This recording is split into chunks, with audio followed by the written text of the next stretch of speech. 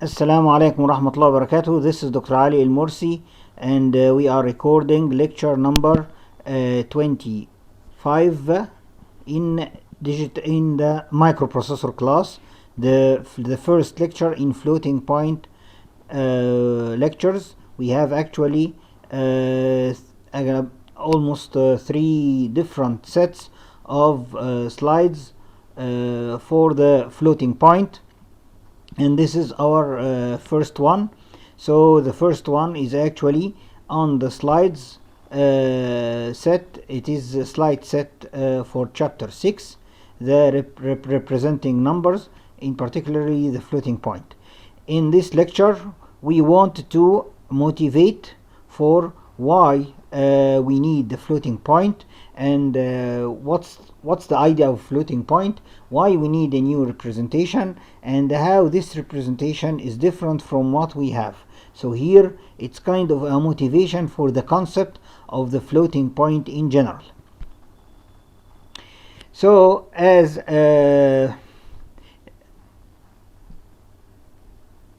so actually here in our first slide, let me just go back a little bit. So we know from the digital logic design that we have different numbering systems or different representations for the numbers, even in binary. So here we are talking about binary numbers.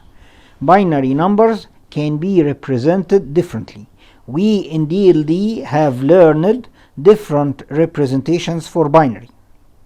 Those representations in binary, we have the regular binary representation, we have the BCD, and we have the ASCII, which is actually dedicated to the English characters. We have also the signed numbers. We have 2 representations for signed numbers, as we have already covered in the digital logic design. We actually have the signed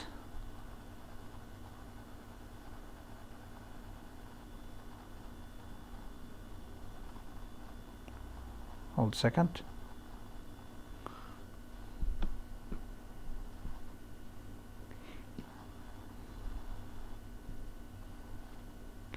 We have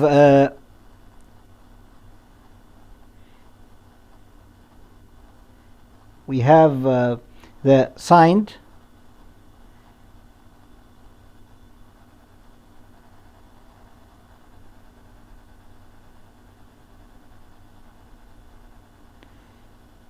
two's complement,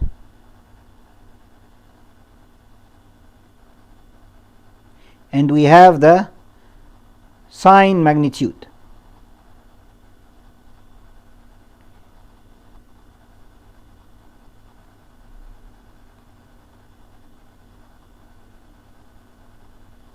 Those are the 2 signed representations that we learned in the digital logic design. So for the numbers representation that we learned in the digital logic design, the numbers that we are representing are basically for what we called the integer numbers. We do learn the fractional representations in DLD. However, this is what's called the fixed point representation. So in reality, in the real life, we want to represent real numbers.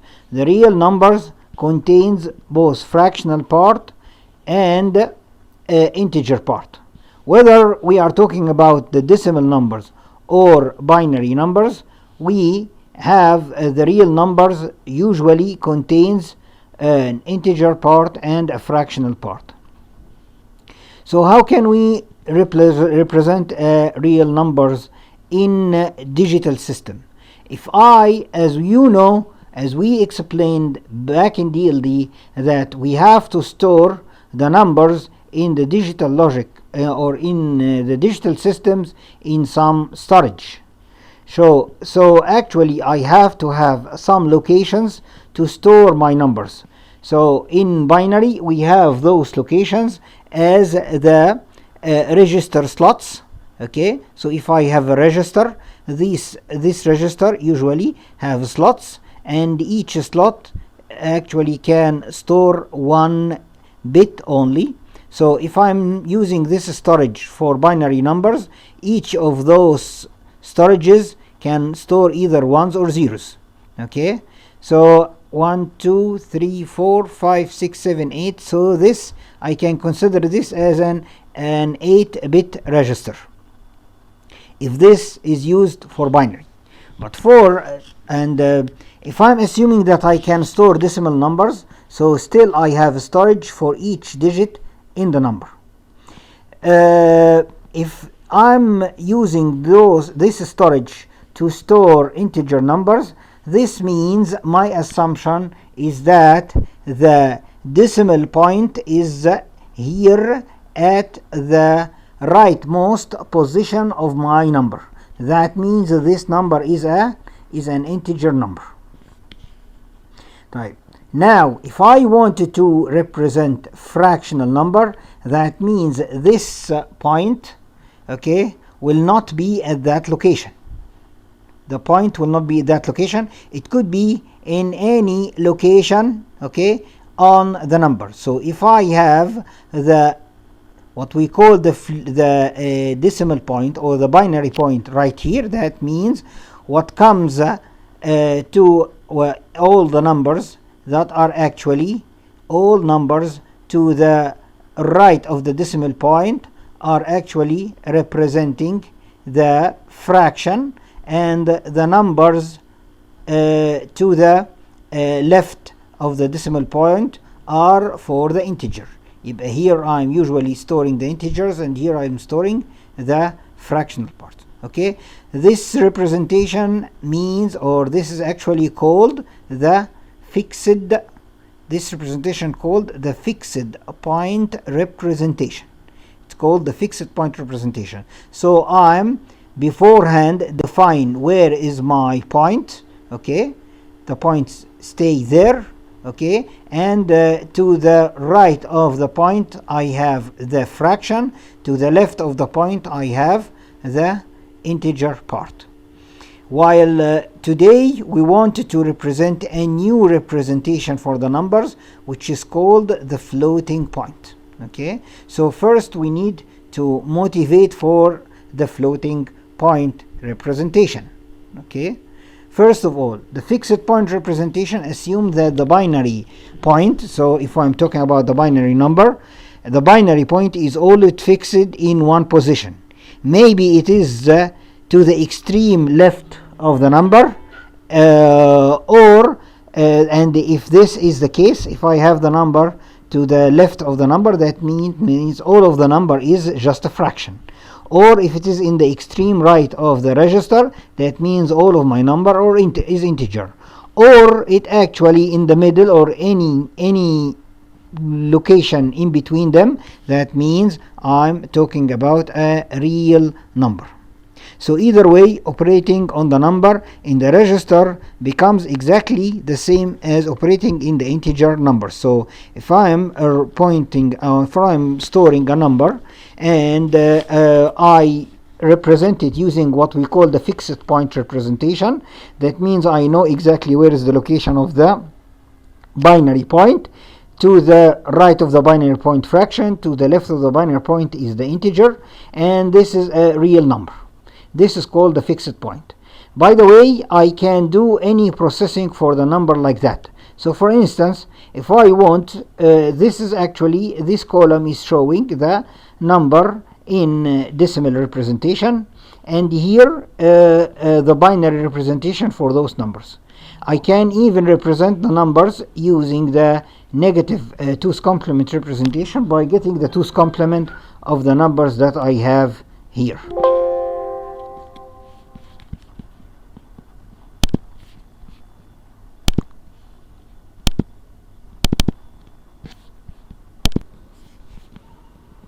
So as the slide shows here, the number can be represented in binary. This conversion from decimal to binary We already have covered that in digital logic design chapter number 1, using any method, either recursive division, multiplication, or any method that you learn for the conversion. The points that we wanted to highlight in this slide is that still you can represent the numbers either as signed or unsigned using the fractional part. So the fractional representation, or the what we call the fixed point representation. That means if I have this number as a positive number in binary, I can convert this number through the 2's complement to this representation, okay, using the conventional method of the 2's complement, as we have learned in DLD chapter number 1. So no changes at all. However, this actually do not highlight the problem of the fixed point representation. The fixed point representation can be demonstrated efficiently through this example. So the problem with the fixed point is that the poor range of numbers that can be represented through the fixed point. So we will take a very simple example, the example that we have in this slide here. You can actually see in that slide that I have here, assuming that I can store decimal numbers in some storage, as you can see. So in that storage, I actually have the 8 slots for the storage, 8 slots. If I choose to be fair and have my fixed point or the decimal point in the middle of my storage, that means I have 4 storage cells to the right of the fixed point and 4 of them to the left of the fixed point. That means I can represent up to 4 digits for the fractional part and up to 4 digits for the integer part. That means a number like that, 94.53 or 0.53, can be stored in that number or in that storage with no issues. However, we can admire or we can recognize that this representation will not be able to store large numbers, integer numbers, or small fractional numbers in the same storage. The examples that we take here is as follows. Example number 1 here, showing me that this number cannot be stored in my storage, because simply here I need 6 digits, okay, in or 6 storages in the integer part, and I have only 4. Similarly, if I wanted to store this small number, okay, I cannot. Actually, I have only 4 slots to store the fraction. So I may lose a significant part of my number, or lose a significant precision while I'm storing my number in that storage. So the number will be stored as 0009 and these digits will be lost. The interesting part about those 3 numbers is that all the 3 numbers here have the same digits of the numbers. So if you look carefully at the 3 numbers that we have here, all of them are actually have the digits 9, 4, 5, and 3. However, the position of the point here may change the value to be stored significantly. So if I have the point in the middle of those numbers, I can represent the first number. If I shifted this number, okay, if I'm able to simply shifting this number or this point, okay, 6 places or 4 places to the right, That means I can represent this which is not a satisfied in this example. So accordingly, as the example shows, you can notice that the number, notice the problem is that not the problem that we have here is not related to the digits of the numbers. The same 4 digits exist across the 3 numbers that we have here. However, because we are using fixed point representation, the location of the point is fixed in the middle of the my 8-bit storage is the real problem. All what I have to store here are only 4 digits, and I have this space in the number because I have 8 digits, or I have 8 storages. However, I cannot represent neither two large numbers nor 2 small fractions because I'm using what? I'm using a fixed point. So is there a solution for this? Yes, there is a solution. And the solution is not with the fixed point representation. The magic here is to play or manipulate the numbers a little bit to allow yourself to represent the numbers differently. So in this slide we can indicate that the floating point representation uses 2 pieces of information to determine the value of the real number, and those 2 informations are not the fraction and the integer part of the number. We used here a different ideology, a different methodology to represent the number. The 2 information that I'm looking for here is the digits of the number and the position of the point. Hence, mathematically, the numbers will be represented as fraction and power. How is this? So here is our first number. So now we want to use some standard. So instead of representing this number like that, mathematically this number is exactly identical to the same number when we shift the decimal point here 2 locations to the left. This will give me that this number is identical to the 94.53 is identical to 0.9453, but multiplied by 10 to the power 2. Luckily, the same thing can be used for my second number. The second number can be represented if I shifted, so there is an invisible decimal point here, correct? So this is actually 0.0, correct? So this number is identical to a number that has a decimal point here, okay? And this decimal point is what I can see for the number. So if I shifted this point into the left direction for how many? For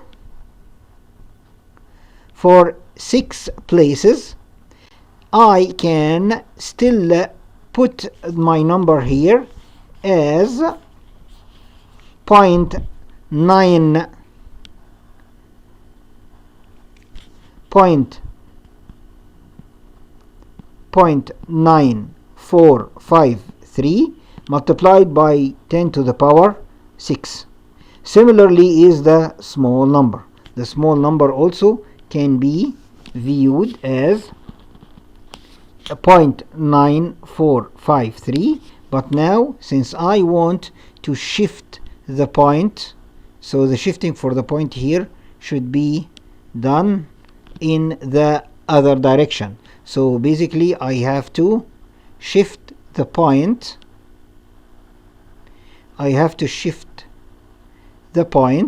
Okay, 3 places to the right.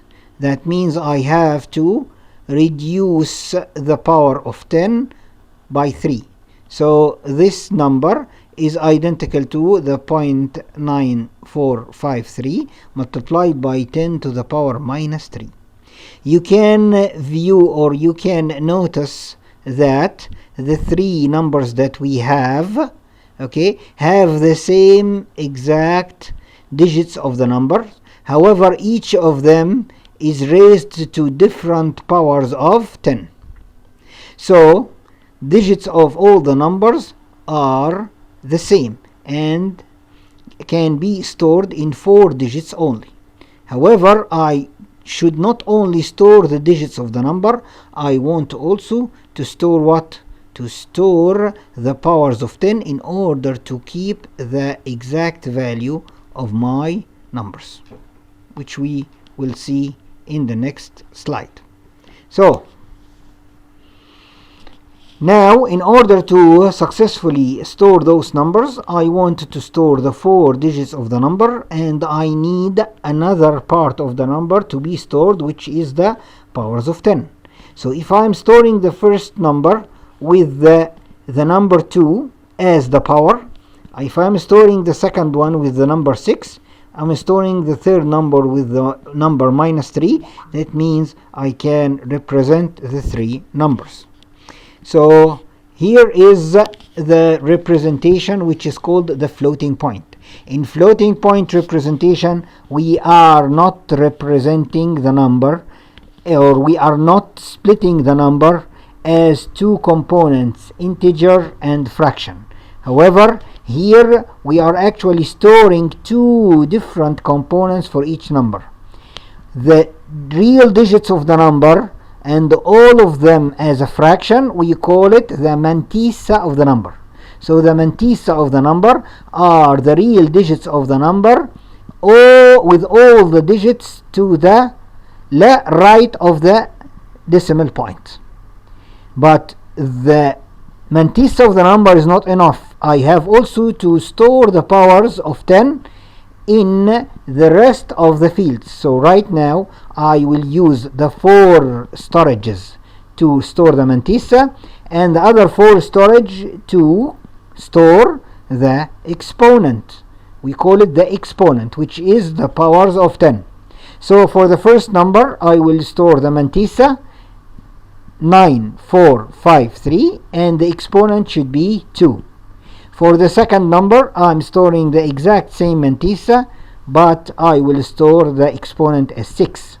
For the third number, I will store the exact same mantissa, and the exponent will be -3. So right now we are representing the number not as an integer and fraction, but we are storing it as a mantissa and exponent. So another example here, representing this number using the floating point representation. So the radius notation, or the radical notation of the number here, indicates that I have to shift the point 4 locations to the left. When I shift the point 4 locations to the left, I have to raise the powers of 10 4 times. So this number is identical to 0.6132789 multiplied by 10 to the power positive 4. Accordingly, if I want to store this number using the floating point notation, I have to store the mantissa 6132789, and exponent should be 4. Since we know we are dealing with decimal numbers, there is no need to keep track of the radix, because actually here we agree that our radix, or the base, is 10. Now,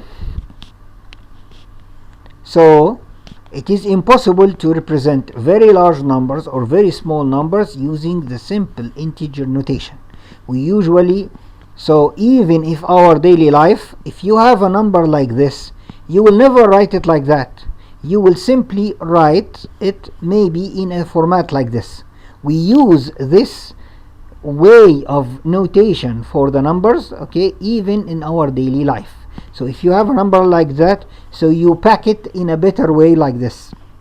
You may write it as 9.76 multiplied by 10 to the power 11. Why power 11? Because the decimal point that is missing here the decimal point that is not shown here, it should be shifted actually for 3, and 3 is 6, and 3 is 9, and 2 locations. So when I bring the point here, that means I have to raise the power of 10. Okay, I have to raise it to the value 11.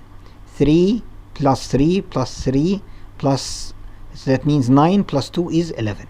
Okay, so this is a shifting for the decimal point, as we can see here. Okay, so number like this also can be represented, but I have to do the opposite operation. So the decimal point here, the decimal point in that number should be shifted. Okay, should be shifted to put it like here. So I have to shift it 1, 2, 3, 4, 5, 6, 7, 8, 9, 10, also 11 locations. But now, since I'm shifting it to the right, I have to reduce or go with the powers of 10 in the negative, okay, to negative 11. Right now I don't have to store the 10. All what I have to do is to simply store the mantissa of the number and the powers of 10. So we dynamically slide the dynamic point to the convenient location and use the exponent to keep track actually of where the point is really exists. Okay, we can represent very large numbers and very small numbers in that way with a few digits, and this is actually the beauty of the floating point representation. Floating point representation uses two pieces of information to determine the value of a real number: the digits that makes the number, okay, and the position of the point, which we call it the decimal point in decimal. We can call it binary point in the binary. In advanced microprocessors, there is usually a set of registers especially for the floating point operations. So we need to explore how the numbers are presented in the computer system after we introduce the floating point representation in general. So the register here will not carry the number as a whole, or will not carry it as fraction or an integer. It's carry two information of the number: the digits of the number in what we call the mantissa, and the position of the decimal point, which is the exponent. So what about binary? The binary is the same thing, but remember something: when I shift the point, each shifting to the point in the binary will actually raise to the powers of 2, not the powers of 10, because the base in binary is 2. So if I'm shifting this point 3 places to the right, that means I have to reduce the powers of 2 3 places. That means 2 to the power minus 3. So the digits of the number here to be stored in the mantissa is 1011, and in the exponent I have to store the equivalent number to minus 3, definitely in binary. So everything should be converted to binary. The mantissa is binary, and also the exponent should be stored as binary. So floating point representation is using this radix implementation, m multiplied by the radix to the power of e. So it's actually storing the mantissa and the exponent instead of storing the number as fraction and integer. One very important thing that we have to mention here: the exponent will be stored as a signed integer number, okay, and the mantissa will be also signed fixed point number, okay, and usually they use here for the exponent use the signed numbers. For the mantissa they used the signed magnitude. Okay, so we will elaborate on that more significantly, or more we will elaborate more in more details in the next part of this lecture. So representing this number using 8-bit fraction mantissa. Okay, I want to represent this number using 8-bit fractional mantissa. So the mantissa is stored in sign magnitude.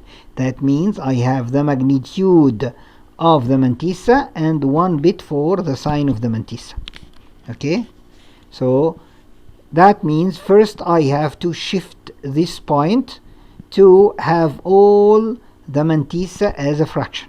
That means shifting this point, how many? So I have to shift the point here. The point will be shifted 4 places to the left, which means I have to raise the powers of 2 by 4. Okay, because I shifted here 4 places. Now I have, where is mantissa? Here is my mantissa. This is the mantissa. The digits that will be stored in the mantissa. Okay, if I am using here 8-bit fractional mantissa, that means 7 bits will be used for the real mantissa and 1 bit will be used for the sign of the mantissa. So it is stored in the sign magnitude representation.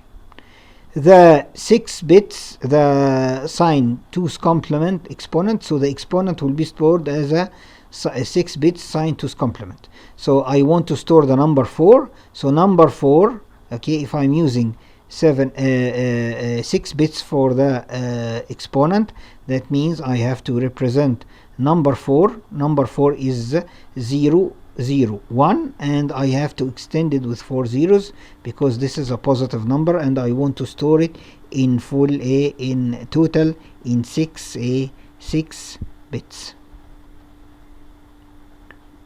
Okay, so usually, although this sign bit is actually indicates the sign of the mantissa, for the floating point representations they put the sign bit, the most significant bit in the number, as we will see in the next slide. So here, in order to store the full number here, so this number should be stored as the mantissa 0, 1, 1, 1, 0, 0, 1, and then the exponent 0, 0, 1, 0, 0, 0, and then the sign which is 0. So I have here the mantissa, I have here the, and the mantissa is using sign magnitude, and I have the exponent, and the exponent is using sign magnitude, means the magnitude will be stored here and the sign will be the last bit stored here. Okay, the exponent is using the signed 2's complement, sign 2's complement. Okay, so actually the mantissa is 2 parts. The magnitude part is here, okay, and the sign part is the most significant bit right there, and in the middle between them I will have the exponent.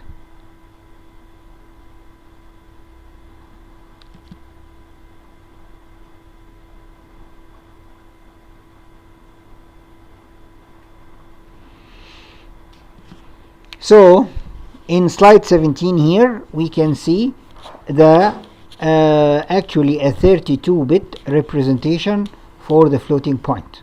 You can notice here I have 32 bits. Definitely, how many bits are used for the mantissa, how many bits are used for the exponent, this is a design point.